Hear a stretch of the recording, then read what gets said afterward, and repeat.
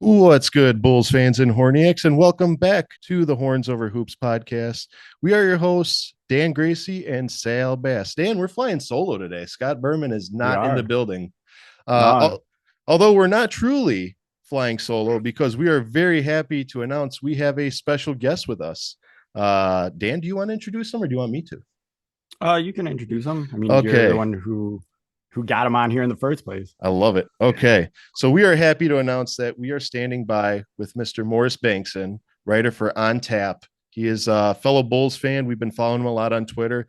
Really, really great guy with a lot of knowledge, a lot of genuine posts. We're really excited to have him on here. So without further ado, Mo, how's it going? It's great. Thanks for having me on. Uh, Yeah, the work you guys are doing to me, like you guys keep adding more to Bulls Nation and the Bulls community overall. So yeah, happy to be on. oh, thank you so much for Thank you. being Yeah. here. Yeah, we Yeah. finally This got is you. You know, last time we spoke, you were battling something. So I'm glad to see you're doing better. Yeah, when you're a dad, usually you have some sort of ongoing cycle of just like germs and petri dish experiments in the house. So yeah, kids got me. Yeah, when they get sick, you get sick too. Yeah, for sure. So, all right. So today's episode, we're going to be obviously with Mo's assistance here. We're going to be diving into the end of the season here since we're approaching the final 5 games. So we're going to be really dissecting on what worked, what didn't work, what changes you can expect to see, and what changes you wouldn't want to see. So without further ado, let's jump right in. So the last time we had a cast, the Bulls are currently sitting ninth in the Eastern Conference. They've gone 5-5 over the last 10 games. They're currently sitting on a 1-game winning streak, having beat the New York Knicks yesterday. Did you guys watch that game, by the way? I Yeah, watched watch some the of it. game. Yeah. What'd you guys think of Woo's dunk? Because that got me out of my chair. Every single dunk felt like Vince Carter in 2000. Honestly, he was just going crazy at the rim. I loved it. Yeah, the man's energy definitely had everyone wondering like, where has this been all season? And somebody should be hmm fired for not having signed this hmm man earlier. You know. hmm Yeah, it was a head scratcher for sure because on one hand, like it, yeah, I know he had Javante had that injury last season, and it was kind of another one of these, time honored traditions of cryptic Bulls injury messaging. So nobody really felt like knew what was going on, and it just. But at the same time, it's like why couldn't why couldn't he just receive the veteran minimum instead, like letting him Yeah. walk to the G League? And it's wild that like he went to the G League and Yeah. absolutely nobody sniffed at him, and Yeah. somehow he just like waltzes right back into the United Center like he never left. It's Yeah. just And like he amazing. owns the place a bit more, you Yeah, know. Yeah. So yeah, it's amazing that we picked him up with 5 games left of the regular season. It leaves us wondering, how much better would this team have been with him on the original roster, you know. Uh, but Morris, again, thank you for joining us. We got a couple questions for you before we dive into the actual meat and potatoes of this podcast. And I'll just go ahead with the first question, and that's what got you into basketball? that's a great question. So yeah, I guess like I grew up. I'm originally from Gary, Indiana. So, like to me, like, if I talk to anybody personally about like what basketball means to me, I feel like where I grew up is the best. It's the best possible sort of cocktail of basketball you could get because you're growing up in Indiana. So there's the whole Indiana high school basketball thing that very much was like prominent in my life. Um, you have college basketball as well on multiple angles of the state. I'm representing Purdue in that sense. And then, I would say I was blessed to be only 30 minutes away from downtown Chicago. And because of that, I got Chicago TV as opposed to Indianapolis TV. And so I was lifelong Bulls fan. It's just like, basketball is just always around me. And it's something I would play, with friends, with cousins, family, and the proximity of the sport, it's a way of life for me, I suppose. And probably when I think about like the very first memories I have of the sport, definitely probably dating myself depending on like audience generation. But like I can remember, like I'm old enough to remember when Michael Jordan wasn't the biggest basketball player in the world, but instead it's like the first like formative basketball memories I had were like Bird and Magic and then Dr. J, like and Kareem. Like those are the first four like known basketball players I remember in my life. And then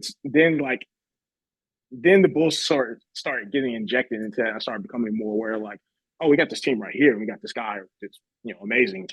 And like when I seriously started watching Bulls games was it was the season before we got the first title, right?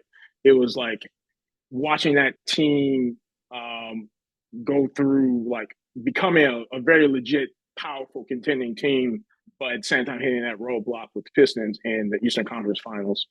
So that was like my introduction to it, and then I should even say like the reason why it became that is probably the real Chicago team I latched on personally the most before the Bulls was the Cubs, because at that time like the Cubs were like also sort of going through this ascension, and we get to the NLCS in '89, and like I just kind of assume we're going to win it because like I vaguely am like aware of like what the Bears had done with the Super Bowl, because Super Bowl Shuffle was like one of the first songs I ever remember as a kid.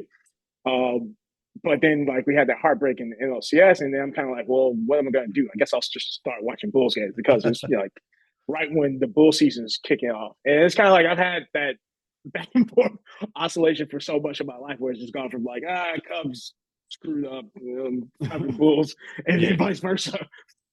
Replace one for the other. There you go. Right. Yeah. Exactly. Insert disappointing Chicago team here. How about that? A lot of those seasons. Yeah. Dan, what do you got for Mo? I got why were the Chicago Bulls your team of interest? Like I know you talked about Michael Jordan, but like post Michael era, what's keeping you sticking around with the Bulls? Yeah, at that point, I mean, it's when you think about the thing about the Bulls that I didn't really realize, and this was only until like I moved away from Northwest Indiana and just being like in any proximity to Chicago, is like I don't think I ever fully appreciated how big of a like international movement the Bulls were at the time, because I was just accustomed to watching Bulls games on Channel 9 and the Sports Channel, like when it's cold outside. Like it's just a normal thing. It's like an everyday thing. And I didn't think any different once Jordan left and the dynasty was over. Like they've just been my basketball team for most of my life. And I was never like an individual basketball player fan. It's just always been the Bulls for me. That was my team. Okay. And, I just had, it's just a deep personal attachment I had, especially having gone through at least like some heartbreak before we got to the good times with winning the titles. So yeah, the connection was already there, I think, by the time the dynasty ended. Oh, okay. Yeah, that's quite a bit. So Mo, you said you've been following since before Jordan got big. So you stayed consistently following the Bulls from, let's say, 84, I'm assuming, a little bit before 84, 82, maybe? It was more like late 80s. It was like basically from like 89 to just going into that the title run of the 90s. So sure. Getting to know like seeing Brad Sellers, so not everybody can say I guess they watched a game with Brad Sellers in it. So it's just that era. Those were some of my favorite years, like the 03, like the Dragon Tarlocks, like the Khalid El-Amins. We joke back and forth that those are deep cuts, but I remember those heartbreaking like 13 and 15 win seasons, and like wondering like, wow, we went from the greatest team and greatest player of all time to now, scrubbing the bottom of the barrel. So it kind of felt like Krause was actually, it just seemed like he was just going on like NCAA binges, because he was getting like, to me, like for that period of time, like the early 2000s, it's like every single big NCAA name he could think of, regardless of like what skill set or like what contribution they could make, he was going to get him. Like, because I remember he got AJ Guyton from IU, and I just thought that was kind of random, but I guess sure. AJ Guyton. He was a sharpshooter. I liked AJ Guyton. I mean, again, he was I mean, I guess he was a shooter on our team, but I mean, I loved his game. He was like that high energy, like I don't want to say mini Jamal Crawford, but mini Jamal Crawford style play. But Yeah, but Dan, yeah, what's your question? Let's see. Okay, who was I know you said that, you weren't in it just for Michael or anything like that, but if you had like a favorite basketball player, who would it be? from the Bulls or just in general. Just in general. Excuse me. I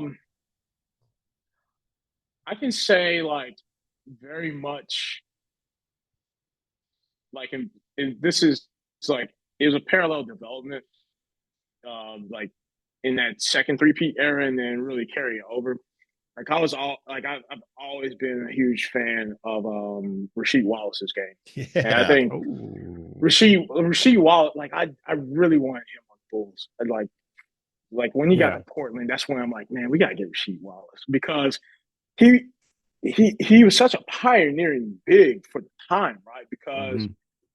I know KG was always versatile, but like to me, like when I started seeing Rasheed Wallace take those corner threes, that was the revelation for me. I'm like, whoa, this dude's like 6'11". He's not only He's taking the hitting threes, he's these. hitting the threes. Yep. And he's doing it like consistently for that era, which certainly wasn't like 8 or 9 threes a game, but like the fact that he was taking like 3 threes a game or 4 threes a game and hitting them, like combined with his defense, combined with everything else he could do, Mm. like in the post, like that was the sort of player I really wish the Bulls could grasp instead of going like so young so quickly.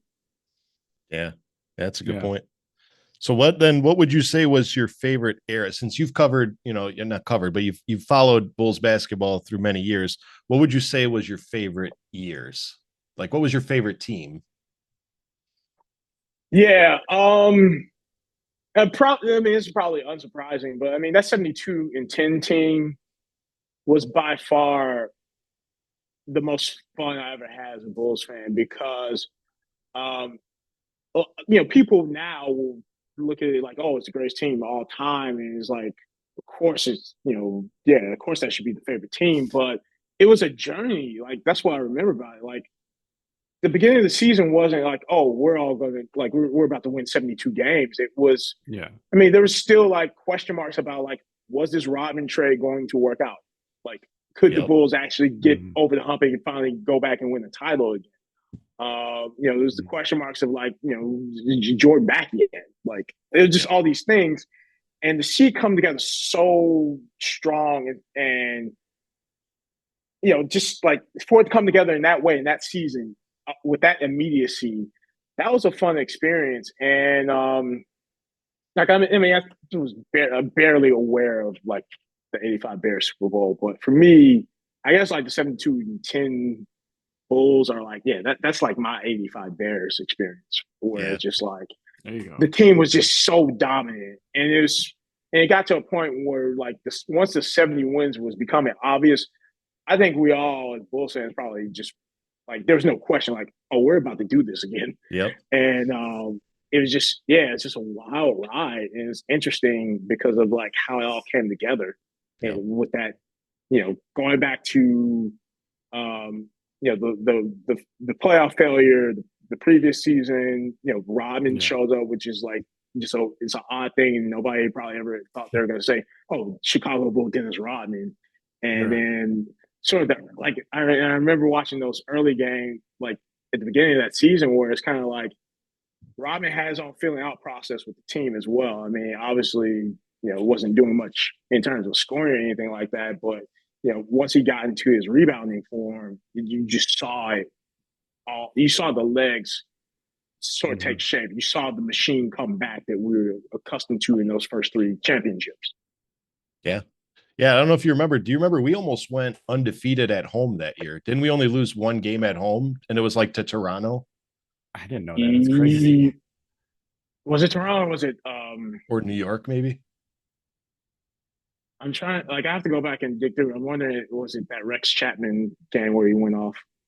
Oh, it might be. Yeah, you're right. I think it might have been that. I think it might have been like that Rex Chapman. Yeah. Yeah, but almost going undefeated at home. That's insane on That's all Yeah. levels. Yeah, just unheard of Yeah. type stuff. Yeah. Yeah. Dan, go ahead. All right. What got you into sports coverage? So for me, this is very much, I think, a byproduct of the pandemic. One of the interesting things that, like, so how I passed my time when that whole thing sort of emerged in the world. Yeah. Obviously, like the NBA shuts down and there's no basketball, and this is March, and I'm pretty well accustomed to watching basketball in March, and so it felt weird not having that, and so I started going down a ton of YouTube rabbit holes, and there. I don't know if you guys ever watched this show, but like I really got into it. Kobe Bryant had that show Details, right? And it was him basically just doing like film room breakdowns of like old NBA games. And what got me hooked into it is because he himself he did a few like Dynasty Bulls games, and then he would bring in like Phil Jackson, Rodman, Steve Kerr. They all took their turns, sort of breaking down old Bulls games. And as I sat there and I watched it, it was I don't know something like it just flipped a switch in my head because I think I like because I watch all those games live. Yeah. And I think rewatching it, but hearing like their commentary, it it definitely put something in my head where it's like, oh, I think I appreciate finally the actual schematics, the X and O's of basketball in a way that I never really did when I was watching the Bulls, like the first run, the first time. Like because to me it's just like I'm just a fan, it's just awesome that we're winning. Um so that experience of just starting to like watch that show Details, it put this bug in my head to where then because I had again all this extra free time, I just started watching tons of old games, but then watching it for like understanding what were the you know what were the actions that were taking place, what were the sort of like what were the advantages that these teams were trying to create on both sides of the ball, and then also like trying to think about like how is that different back then versus what we see now? Because I mean, there's always those generational arguments that people like to have about NBA basketball, like as far as like, well, which generation was better, blah blah blah. I try not to subscribe to that thinking because I think basketball is a sport.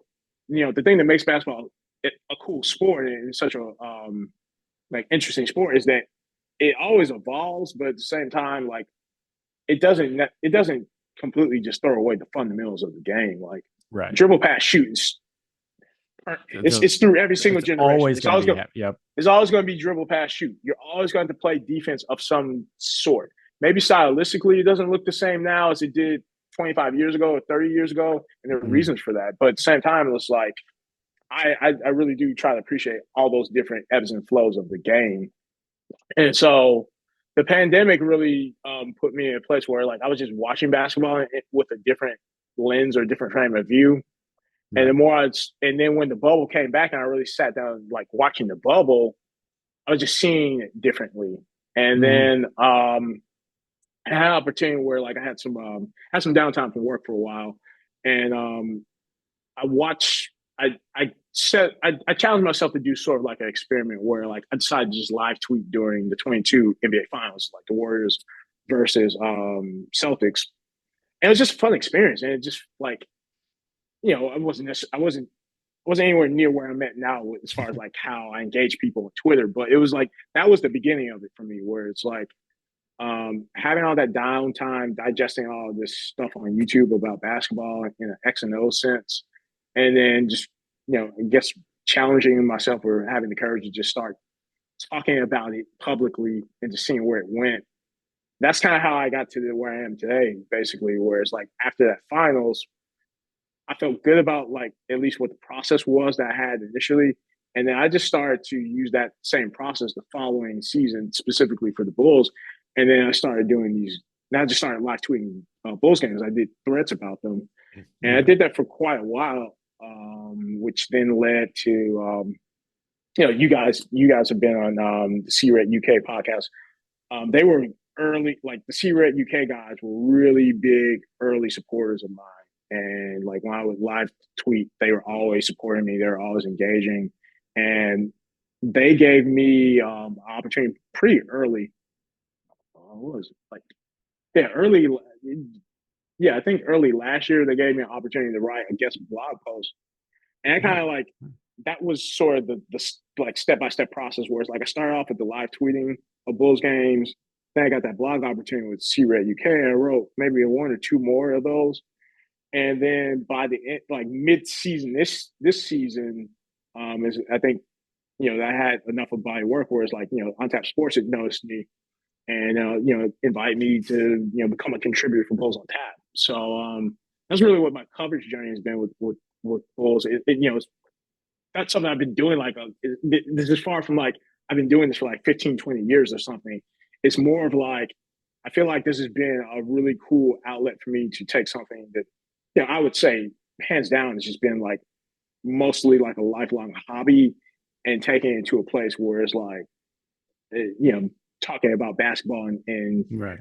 a I'll say semi serious because I mean I do my fair amount of memeing and jokes too, but Right. talking about basketball in a way where it's not just like just me and my buddy just drinking beer and watching basketball, but it's Yeah. like also like bringing some insight to it and talking about things in a thoughtful way. Yep. Yep. By the way, shout out C-Red UK podcast, where they help us out too. So shout out to them. Yeah. Did you see Neil made it to a game yesterday? Yeah, I know Neil. Yeah, I've been going back and forth with Neil about that. I couldn't swing the trip. Like he was asking me if I was going to be able to make out there. I couldn't swing the trip, unfortunately. But yeah, I'm excited for Neil. He's having the ball. I know in Chicago right now. Yeah, looks like he made it onto the court. He did. Oh, Yeah, wow. He was on the court. I think he on the court. He took a picture of Casey Johnson. Yep. He had quite the experience, and it is because awesome. he had his birthday recently, so that's like his birthday gift. Yeah. Yeah. Shout out Neil. I'm glad you were able to make it out to Chicago. I hope you had just an amazing experience here, buddy. And thank you for your support on our pod. You and the rest of the C-Red crew. Thank you so much. I think he's gonna be in Chicago for a little couple more days. Like you just guys hit him up and see. I'm sure he would love to probably just catch up with you guys in person. Oh yeah, actually, that's a great idea. We'll take them out some authentic Chicago food. Chicago, sir. Get a beef. Yeah, get him a beef or something. Yeah, Polish or something. Yeah. Oh, Polish. There you go. There you go. So you kind of touched on it, but you are since a writer for On Tap, and we were wondering what's it like writing for On Tap? How do you like it? Oh, I love it. We have a real great group of just like guys who genuinely care about all the teams they cover. And I say that because I mean we cover, as far as I know, we cover all the Chicago teams. Like, I mean, not just like the major four. I mean, not just baseball, football, basketball, hockey, but I mean we've got golf coverage. We do a lot of pop culture coverage. Like Untap Sports Network is a great media platform in terms of like the coverage we bring, the content we put out there. So I love it because it's such a creative space, and like just being able to like be in like I mean we have like a virtual writers room basically, but like just being able to bounce ideas off of each other and that whole creative process is great. Just being able to like have ideas and then see those ideas turn into something real in a print article that's been pretty cool, honestly, because it wasn't necessarily like an explicit goal of mine to get to that. More of like in general, like how I've approached content creating in general is just like I try to take it just a day by day thing, and I'm not necessarily trying to do like big grandiose sort of leaps and jumps in what I'm doing with this stuff, but that's been a rewarding experience, and especially I just got a piece published earlier this week. Something like a piece I'm particularly proud of. I just I had an opportunity to sit down with Ross Pensler, who I think a lot of us in the Bulls world know. We know him as the creator of the Arturis Carter Showens fan club. Yep. That was a really great. Like we just had a really great conversation. and it was cool to be able to like have that conversation and put it together in a really solid story profile piece about Ross. And I'm excited about just seeing the reactions to that and seeing that story being told. And that's something I want to continue doing on tap, where cover the game, talk about the aspects of what's happening on the court, but also we've been some some pieces that can just bring more depth to like our basketball conversations as Bulls fans. And I guess like feel like I'm rambling, but it's been a short time on tap, but it's been like one of the most rewarding experiences of my life for sure, aside from children and marriage and Marriage. Not to indict myself. Yeah. Right. Everybody's dream was always to either, work professionally with sports in some way, shape, or form. So yeah. I feel like it's able to be more of a reality now with the evolution of technology and more people have voices. It's an incredible thing. Mm-hmm. Dan, the last interview question is the most important one. Now, I mean, I guess fire away. All right. So there's always two sides. Which side are you on? Are you Mike or LeBron? I knew we'd get a laugh out of you. Yeah. Or Kobe. I'll throw Kobe in there. Let me start with Kobe, because see, the thing is like, because I mean, one, it's like I actually detest, like I truly do detest that debate, because I'm pro Michael Jordan, like Michael Jordan's greatest basketball greatest basketball player of all time, because I mean I have a personal stake in that. I've witnessed it. And at the same time, also it's kind of like I truly don't care who people think is the GOAT. I really don't. Like, to me, it's like, there you go. It's solely expression of your personal preferences for what you like in basketball, and probably what you have frankly been exposed to in basketball, especially like some of the wild takes I see that try to like sort of go against MJ. It's just like, whatever you like and whatever you're into it with basketball, go for it. I don't care. Just know I think Michael Jordan's the greatest basketball player of all time. All right. And it's because I've seen it. That aside, right? Like, you bring up an interesting point, because like I felt like by like the third or fourth season of LeBron's NBA career, like people are already thirsty to just like disavow Kobe's existence. And I just thought that was crazy, because like Kobe, it was Kobe's just like one of the greatest. Yeah, no, exactly. And it's like Kobe's one of the greatest. And I will say, like, I wasn't necessarily a Kobe fan. Like, I grew to respect him, I think, once Shaq moved on from the Lakers, and then you saw Kobe's own journey trying to like, assert himself as the leader of the Lakers. And then I felt like once he was able to get that franchise back to the top of NBA competition, and you saw, like, to me, this is just purely like the opinions I've had over the years. Like, it felt like when Kobe won his 2 titles on his own, that was the Kobe that cemented his greatness, because you saw him just impacting the game in so many more ways than just getting shots up. Whereas like the early phase of his career, I just felt like he was pretty much a gunner, and he could hit shots, but at the same time, it's like, I guess like it was one part, like I just felt like he took shots that weren't necessarily in the best interest of the team all the time.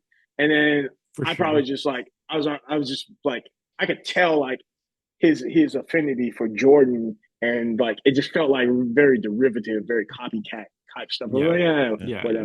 But it's like when he won when he won his 4th and 5th title, I grew to respect him. And then I think for sure, like I just like, that's also the thing about the GOAT debate. Is like, we're just gonna pretend like the whole 2000s decade of Kobe wasn't a thing, and somehow we went straight from 1998 Michael Jordan straight to LeBron. That did not happen. It just like, that's why like I don't even like the conversation, because it's reductive. Right. But then also, again, it's like I also don't consider him to be the same kind of player. Also, like I like even from the very beginning when Who LeBron entered it. LeBron and Mike? Yeah, I think they're different players. Like, Yeah, Oh yeah, I you know, agree for for they sure. serve 100%. they serve different basketball functions, Mhm. and I always felt like even from the beginning, like LeBron's rookie career or his rookie season.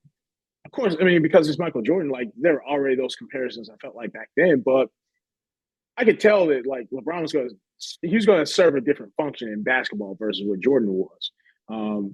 Sure, he was going to score, but you saw like he was much more focused on his ball handling, his Mhm. playmaking, you know, making the reads as opposed to just outright scoring.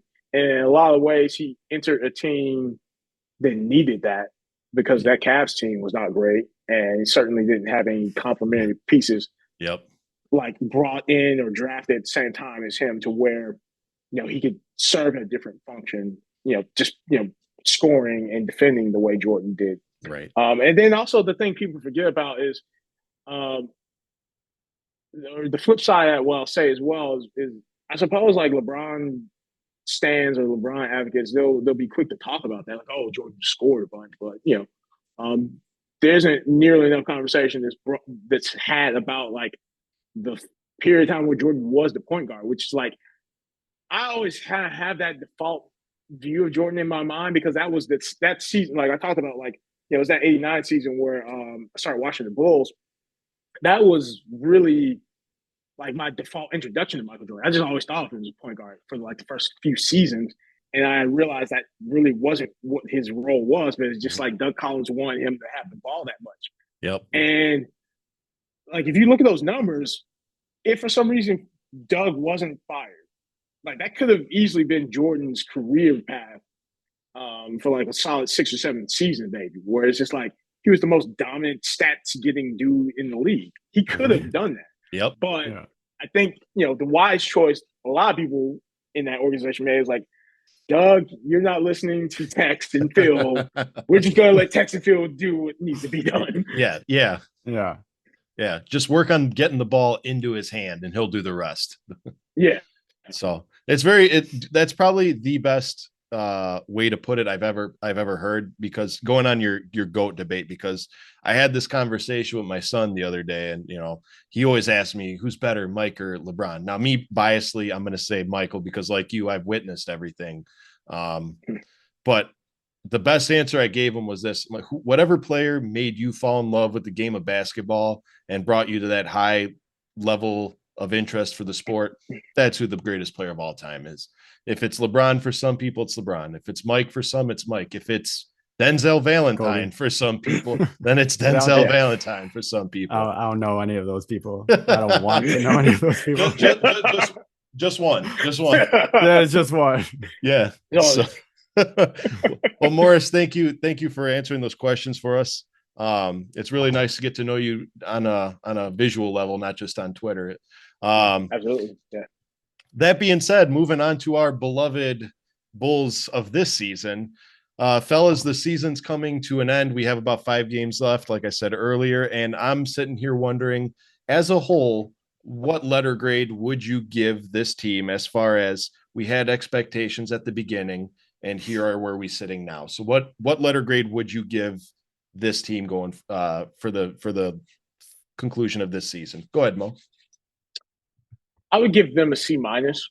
And I say that I think you have to hold this team this year accountable to a lot of the rhetoric that was said in the off season. You know, like I go back to that media day, and you know, we now should remember all of the rhetoric that was put in place about how the Bulls are going to change things with the offense, change the shot profile, do all these things, and largely it didn't land that way. And there's some legitimate reasons why it didn't. Obviously, I mean injuries and so forth. But even like you know, the first 2 months of that season were nothing short of a disaster, in my opinion.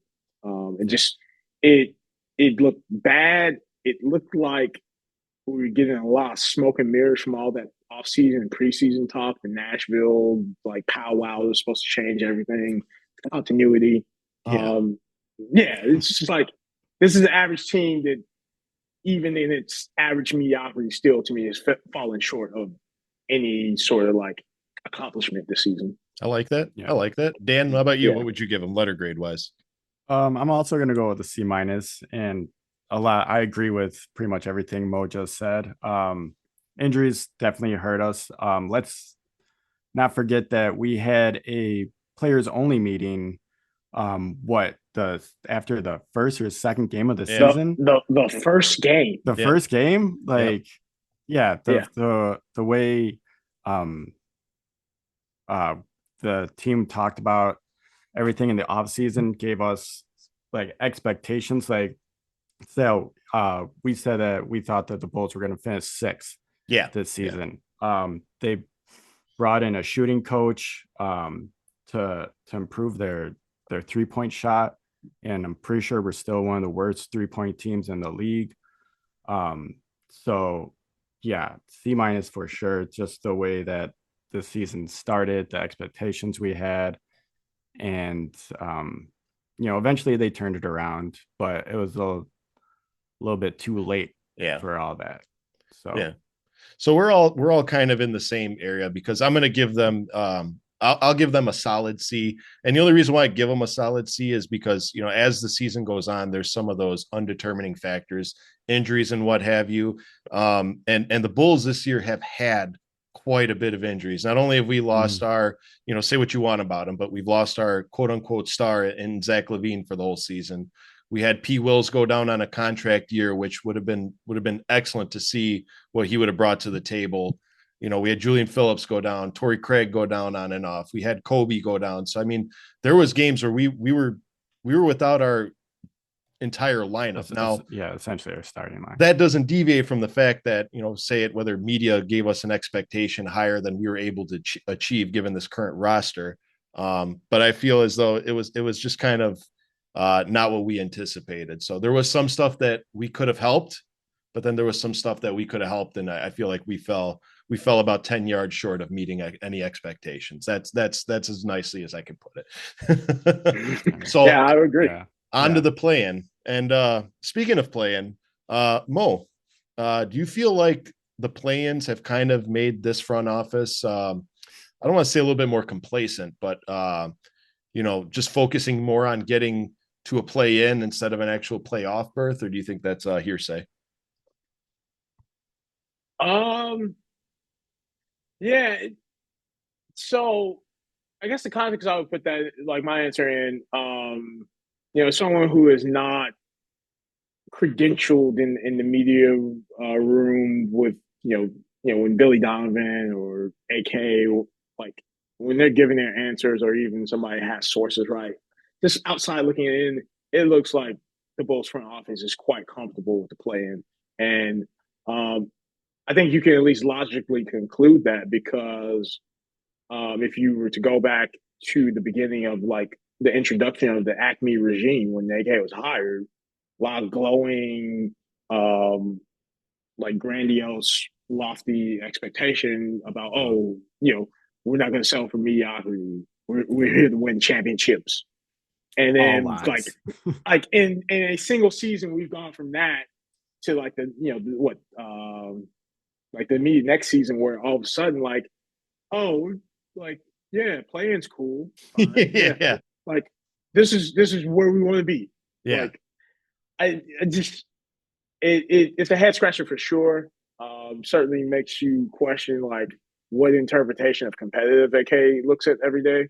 Mm-hmm. Because I just don't know how you can say that you're striving to have a competitive team when there are 6 championship banners that hang in your arena, and Exactly. there are Exactly. many fans that have seen legitimate, true competitive basketball, whether it be the dynasty or even Tom Thibodeau's Bulls, that were unquestionably a competitive team. And that team, everything they had, they put that on the floor every night. And there wasn't any fluke and there wasn't any excuses with that team. Yep. I just think all the goodwill that the front office change had, 3 or 4 seasons ago now at this point, sadly been squandered. And I don't think that there is a direction That I don't think there's a serious direction that this front office is trying to push forward for the organization. Yeah. Mm. Yeah. No, I agree with that. Dan, what would you say? Yeah, I 100% think that the front office is comfortable with being just in the play-in.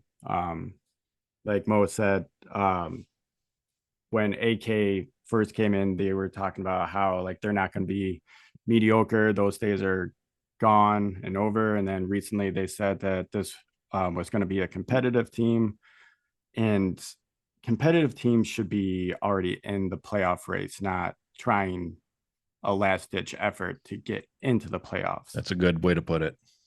Um, so yeah, I don't like I love the play in for what it is, but I do think that the Bulls front office think that it is 100% fine just to get, as long as we get into the play in, successful season.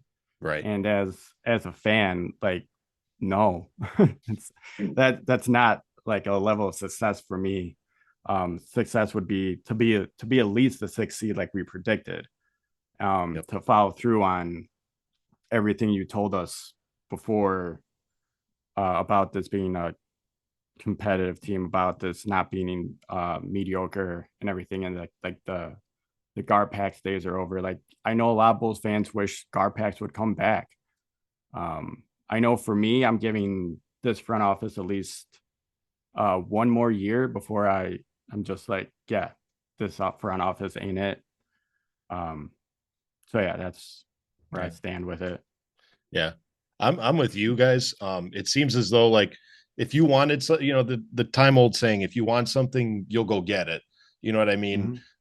I do believe that AK, is capable of either putting together a roster of players that want to be in the playoffs, as well as make the changes if that's not the direction it's going toward. Now he's had the reins of this team.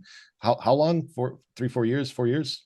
This is year Yeah, I four, think I we're coming think. from year four. Yeah, I said it on prior casts. It shouldn't take you 4 years to establish some sort of direction, and then 4 years Mm. later.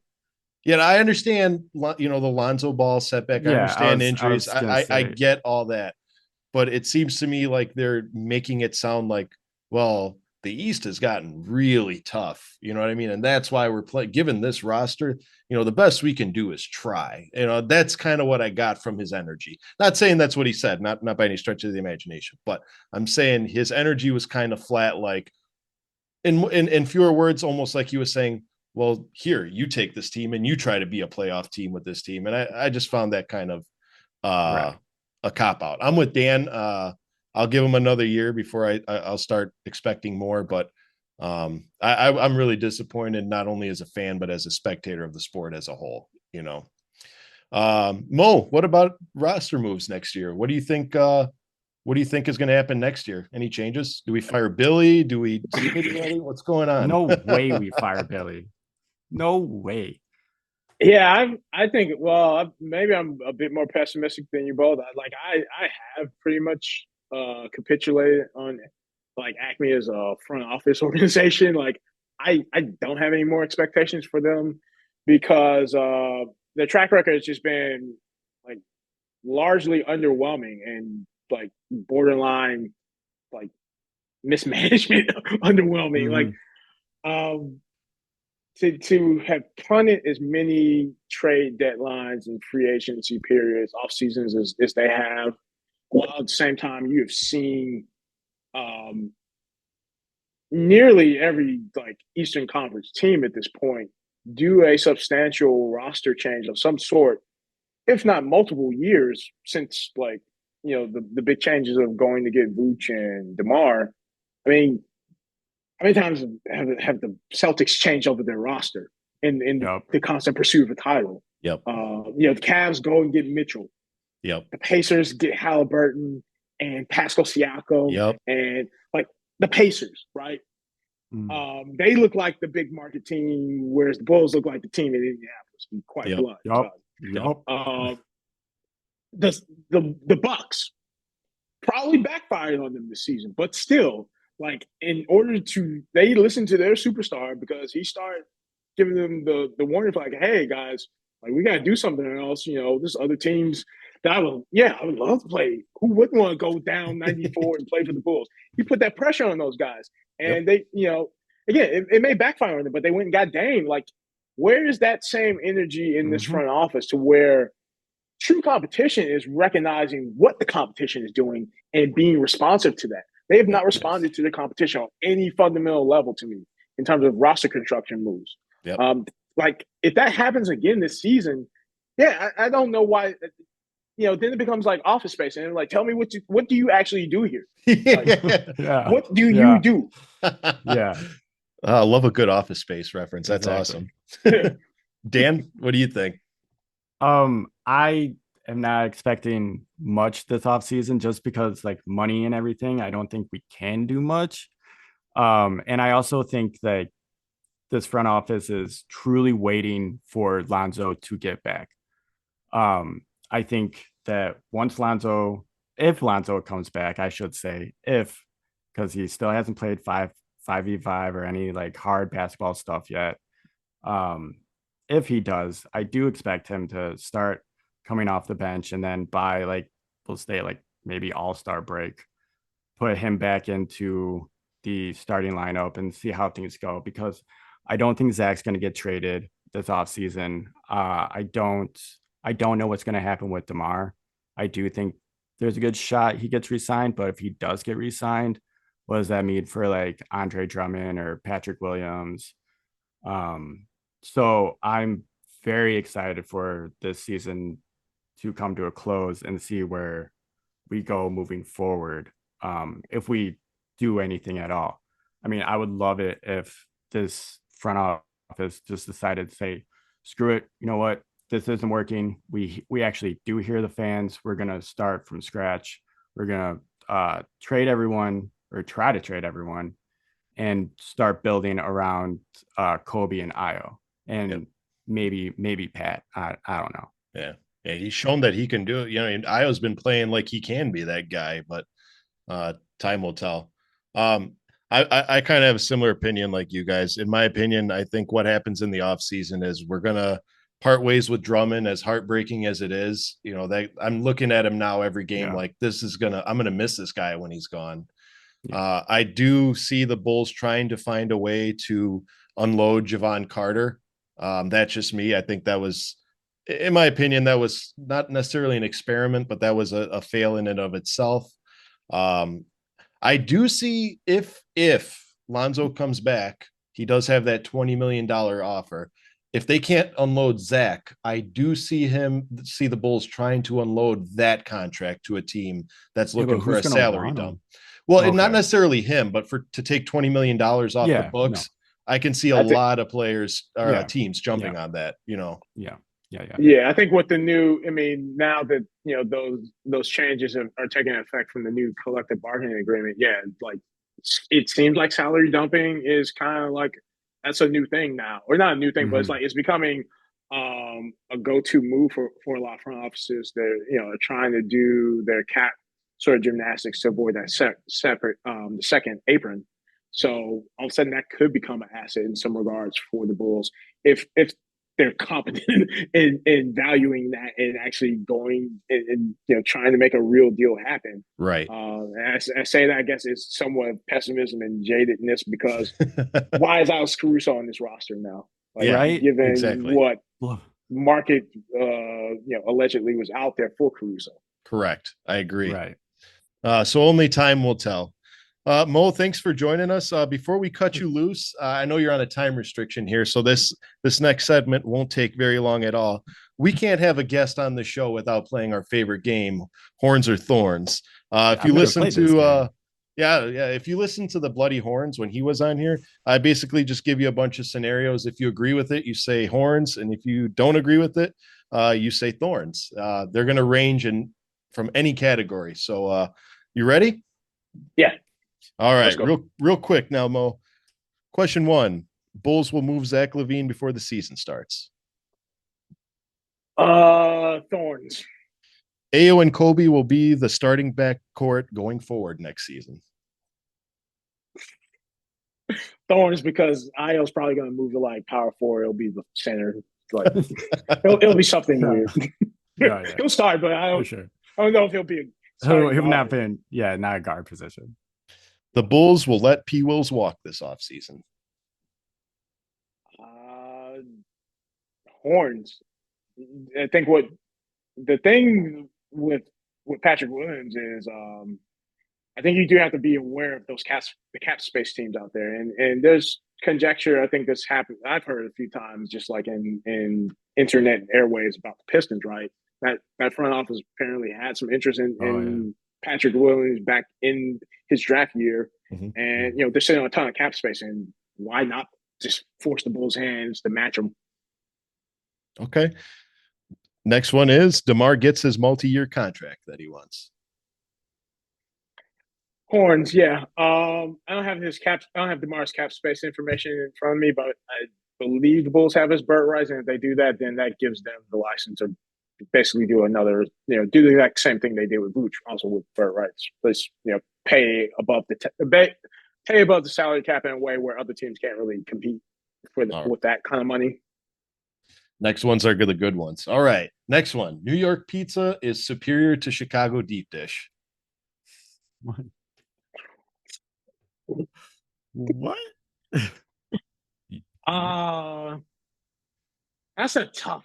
Let me say this, since I've lived in New York now 11 years. This is the nuanced discussion I actually have about pizza.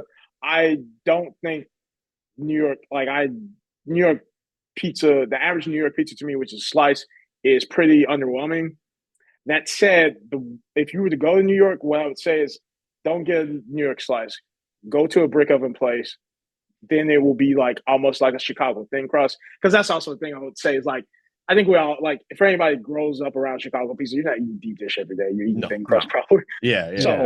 So I guess I'll just out of bias, I'm going to say, wait a minute. You said New York is superior? New York is superior. No. Okay. All right. Go. This one's for this one's for both of you, but it's directed at Dan. Mo, ketchup on hot dogs, horns or thorns? Oh my God. On a Chicago hot dog, thorns. On a plain hot dog, it's fine. Okay. There you go. If it's not everything, then sure. You can thank Mo Banks for saving you there, Dan. Yeah. All right. Yeah. Second one. Italian beefs are better and more iconic than the Chicago dog. Ooh. Ooh.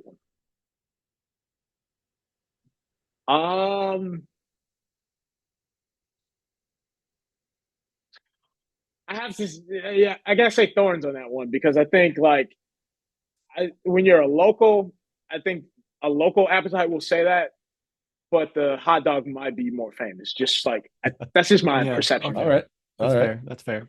All right, last food one, second to last question.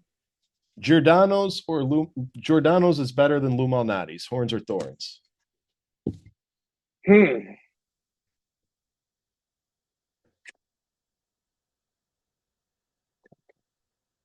So this is a little known fact. I have not had Lou Malnati. That's the one deep dish place I have not actually had. I've had Giordano's.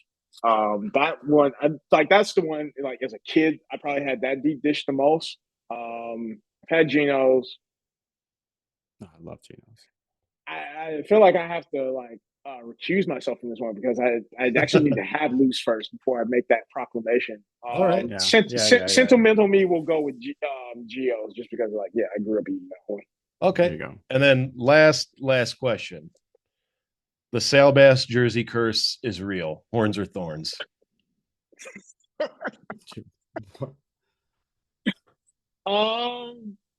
Should be horns. Should be. I'm gonna go thorns. I mean, I'm in a curse breaking mood today. I mean, producing the Final Four. I'm a Cubs fan. Okay. See, finally a little respect around here. Okay. No, and if it is, go kill a goat. That's how you get rid of curse. Well, you guys know where I'll be later. Mo, thank you so much for being a part of this today. We're super excited to have you in this episode. Went surpassed any expectations we ever had. We're elated to have you. Mo, if you got the floor now, tell tell everybody where to find you and how to get in touch. Yeah, you can find me on Twitter. Some people call it the letter X, but I call it Twitter because I'm just stubborn. I'm on Twitter at MoBanks10, MOBANKS10. And then also, yeah, I write for Bulls on Tap, which is part of the On Tap Sports Network. Please follow both Bulls on Tap and On Tap Sports Network for a lot of great coverage. We cover so much of Chicago sports, but also a lot of interesting things that aren't just Chicago sports. So you can find my work there. Yeah, and go check him out. Those articles are very well written. He has a very good writing flow, and it's just very good. I enjoy reading his articles. Mo, message for the Horniacs before you leave. Anything you want.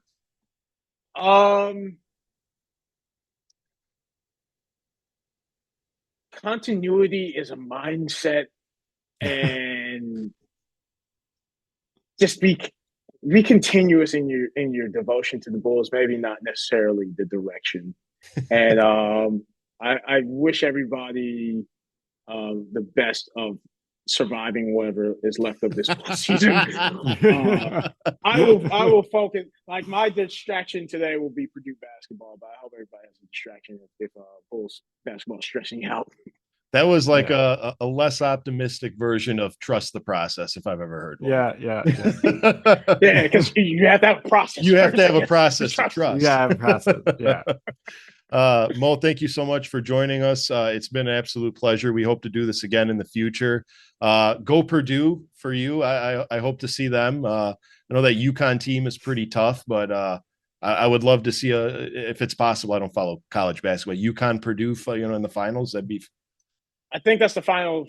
That's the national championship we all want to see, because you'll have this clash of the titans between Zach Edey, and Donovan Clingan. Like, they're just two mammoth big guys, so I want to see it. Yeah, I see some draft stocks going up, so I'm paying attention just to see what we can grab in the off season. But all right, Mo, thank you so much. We appreciate your time. Have a good one, and go Purdue. All right, thank you. Yeah, boil up. See you. Bye. All right. Well, that's all the time we have for this show. We thank Mo for joining us. We really enjoyed having him. And if you yourself would like to be a guest on our show, shoot us a DM. You know where to reach us, either on Twitter or X. Our email is listed at the bottom of this episode. So get in touch and get on the show. We love guests. Dan, do you have anything for the fans and the Horniacs before we leave? We caught you off guard there. Yeah, sorry. Sorry, I was just thinking that, maybe we can cut this out if you want. But so I was thinking the other day, I think that there should be this is not basketball related, just so everyone knows. You asked me if I have any final thoughts. I was just thinking about this. I'm bracing myself. There should be an age limit for the elderly for their driver's license. Oh, jeez. Okay. All right. That's just, I only say this because every day when I get off work, there's always someone driving in front of me that's doing like 10 to 15 under the speed limit. And I'm just trying to get home. I just worked, 8 hours, 8.5 hours. I'm just trying to get home, man. And I'd rather not be stuck behind your old ass. Like, I think, okay, so like there's some senior citizens that are still good to drive. And then there's others that are not. It's just, I think that they, like, once you get to like, I don't know, like when do you get like that early bird special at like restaurants and everything? Like, that's like 55, 70. Okay. I'll say like 65, 70 years old.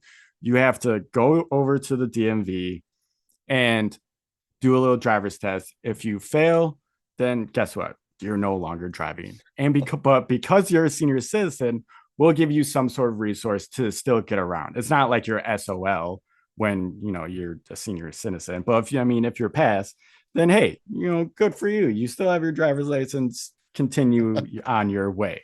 All right. Do you have any basketball related news for the Hornets? Basketball related? Oh, okay. In that case, no, I don't.